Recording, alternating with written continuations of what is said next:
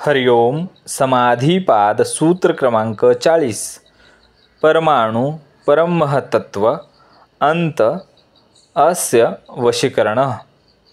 अर्थात ज्याचे मन पूर्णपणे स्थिर आणि शुद्ध झालेले आहे त्याला अत्यंत सूक्ष्म म्हणजे परमाणूपासून ते अत्यंत विशाल म्हणजे परमहत तत्व अशा सर्व गोष्टी नियंत्रणात ठेवता येतात।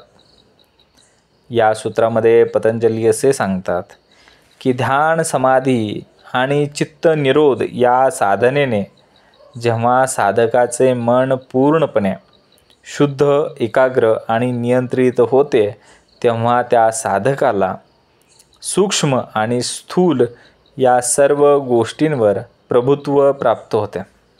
हे प्रभुत्व म्हणजे बाह्य जगावर सत्ता नसून अंतर्मनावर आणि इंद्रिय ग्रहणावर पूर्ण नियंत्रण आहे।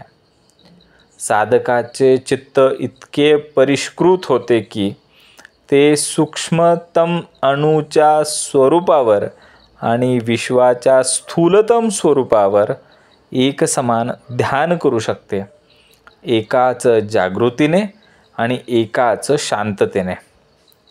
बघा, परमाणु म्हणजे कसं, निर्मितीचे सर्वात लहान रूप म्हणजे प्रकृतीचा सर्वात सूक्ष्म कण। परमहतत्व म्हणजे काय तर विश्वातील सर्वात विशाल रूप, संपूर्ण सृष्टी किंवा संपूर्ण ब्रह्मांड।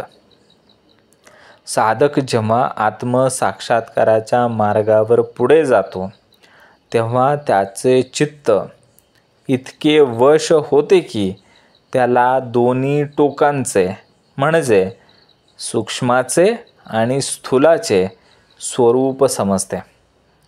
मग वस्तूपेक्षा तो तत्वाकडे पाहतो आणि जाणतो की परमाणु असो किंवा परमहत तत्व दोन्हीच्या मुळाशी एकच चैतन्य आहे हे तो जाणतो। वशीकरण म्हणजे काय तर अहंकार, राग, द्वेष, इंद्रियांचे विषय यांच्यापासून पूर्णता स्वतंत्र अशी अवस्था, स्वतंत्र अशी स्थिती म्हणजे वशीकरण होय।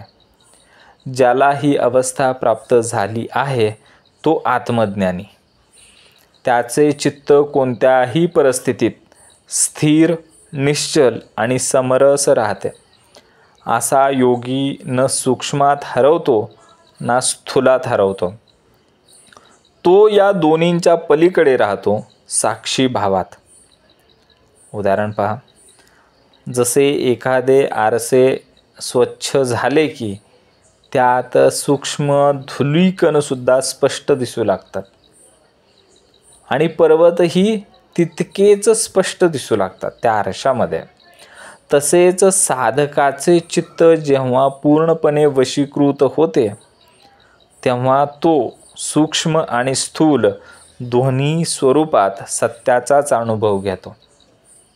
म्हणजे चित्त जेव्हा पूर्णपणे वश होते तेव्हा साधक स्थूल ते सूक्ष्म या सर्वांवरती प्रभुत्व मिळवतो।